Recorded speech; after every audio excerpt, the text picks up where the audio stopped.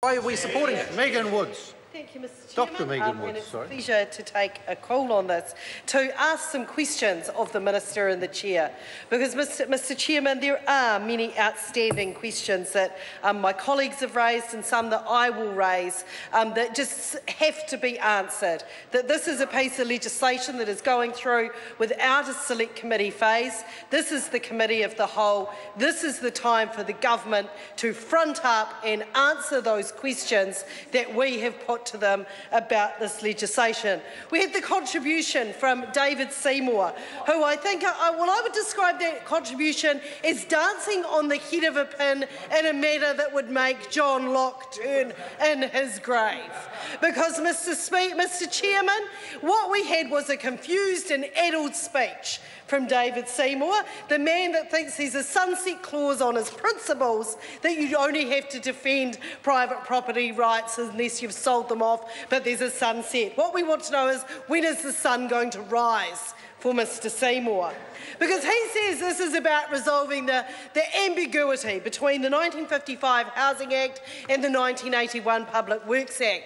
I would like the Minister and the Chair to tell me why it is that we're resolving ambiguity between pieces of legislation that have been operating since 1955 and 1981 respectively, and it is now in 2016 that we're having to come and resolve those issues. What is the problem we are trying to resolve here, Minister? Is there impending legal action that needs to be resolved?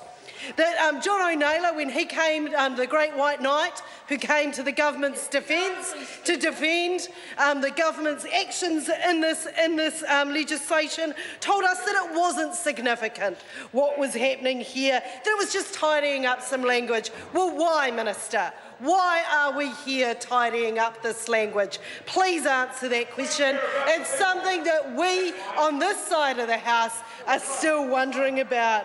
Why is it being done, and why is there the special treaty provision? What is it that is being tried? And given the Minister of Greater Christchurch Regeneration is in the House and has taken fit not to take a call but bellow across the chamber, there are some other questions that this cuts straight to the heart of the problem that people had with the compulsory acquisition within the centre of Christchurch for anchor projects. The suspicion was that when that land was acquired, if it wasn't going to be used for the stated strategic purchase, that it would be on-sold and it wouldn't be offered back to the people that it was acquired from. So where does that leave that? We certainly aren't seeing anchor projects springing up in the central city. This was an issue where, Mr. Chairman, members of the ACT Party took to the streets and marched with Labor and the Greens on this issue back in 2012. So this is an issue that a range of people have had concerns about. And in New Zealand First, sorry Dennis, I think you, Mr O'Rourke, I think you were probably at those as well, that this is an issue that has been bubbling away within the Christchurch rebuild and that people rightly have concerns about. But, Mr Chairman, I would also like to address some further questions to the Minister. In the regulatory impact statement, which we know, as my colleague Annette King rightly raised, only relates to Part 1.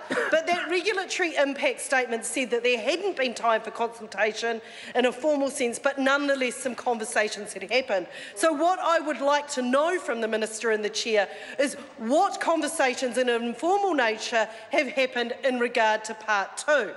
Who has been spoken to? What was the outcome of those conversations? And what is the information that the Minister could give the House to inform this debate?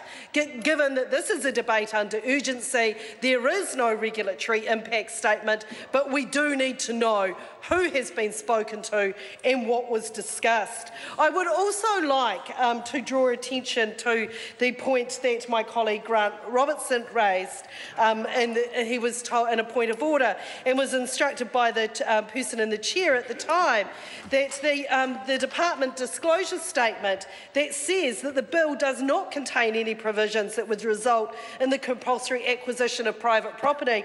I would like to hear from the Minister and the Chair how that is the case. When we are dealing with Clause 10 on part 2 of this legislation that is all about which is all about the compulsory acquisition of private property. So, Mr. Chairman, Andrew Little.